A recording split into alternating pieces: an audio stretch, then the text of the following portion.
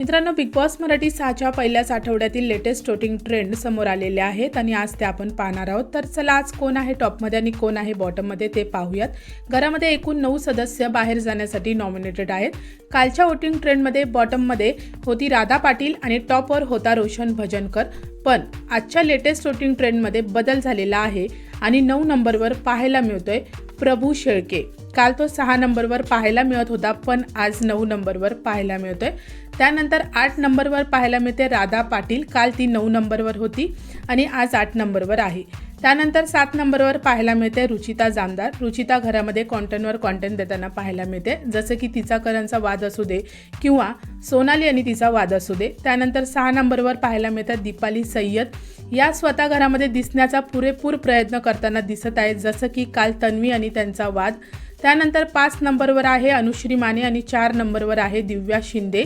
अनुश्री आणि दिव्या यांची social media fan following खूप जबरदस्त आहे.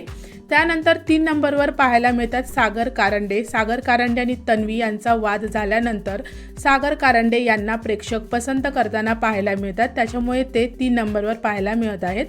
त्यानंतर 2 नंबरवर आहे करण सोनवणे आणि करण सोनवणेची सुद्धा सोशल मीडिया फॅन फॉलोईंग खूप जबरदस्त आहे. त्यानंतर टॉपवर म्हणजे 1 नंबरवर राज्य करताना दिसतोय रोशन भजनकर आणि रोशन भजनकरची सुद्धा सोशल मीडिया फॅन फॉलोईंग खूप जबरदस्त आहे. तो घरात काहीही करत नाही, तरीही तो 1 नंबरवर राज्य करताना पाहायला मिळतोय.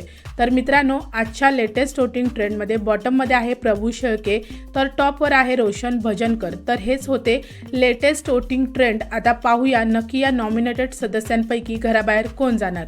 तुमचं काय मत आहे की या पहिल्या आठवड्यामध्ये कोणता सदस्य घराबाहेर जाऊ शकतो, की बिग बॉस याच्यामध्ये काही ट्विस्ट आणून फर्स्ट वीक इव्हेक्शन करू शकतात? मला कमेंट सेक्शनमध्ये नक्की सांगा.